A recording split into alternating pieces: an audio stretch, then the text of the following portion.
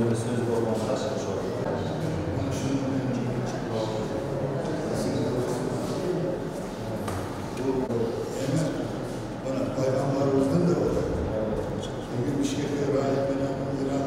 Bir imarat düşse, üy kursa, kuru varbaydı.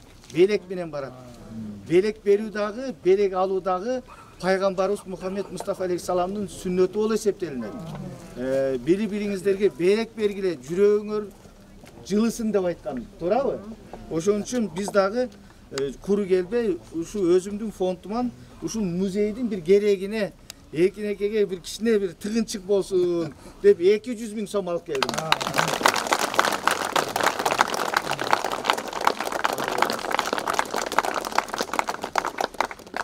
Safet plan boyunca bul жерде тургундарга айтып, деп, аны тарыхын, сай медрештин эч кажети жок. Баарыңыздар билесиздер. Ушу кичинекейиңиздерден улуу аксакал кемпирлерге чейин билесиздер. Эми биз максатыбыз мамлекеттин бүгүнкү күндө ушундай ыйык жерлерди коргоп, жайылтып, атагын чыгарып, тарыхка киргизип, ордун алтын тамгалар менен белгилеп, кийинки муундарга калтыруу болуп эсептелинет да. Биздин максатыбыз ошол. Ошон үчүн бүгүнкү күндө биз мамлекет тарабынан ушундай ыйык жерлерди, кооз жерлердин бардыгын өзгөчө мамиле менен карап атабыз. Биз Кыргызстан автомобиль чыгара албашыбыз мүмкүн, мындай бир заманбап Mercedes, Toyota'га окшогон, учак чыгара албашыбыз мүмкүн, Boeing, Airbus'га окшогон. Бирок биз туризм боюнча дүйнөнүн көптөгөн алдыңкы өлкөлөр менен таймашууга толук мүмкүнчүлүгүбүз бар да. Ал үчүн биринчи ушундай Кудайдын буйругу менен ушундай бир ыйык жерлер биздин топурагыбызда бизге буйруган. Экинчиси ажайып кооз жерлерибиз.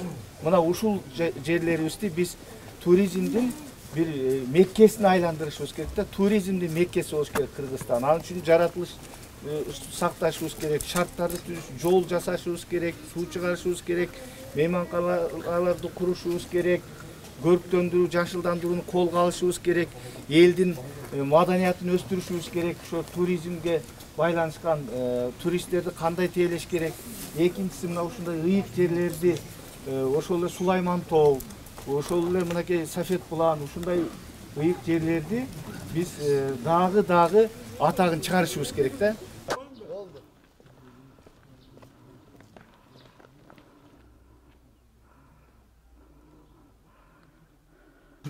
Денсаулыгыңыз жакшы, иштериңиз жакшы, Кудайга шүгүр.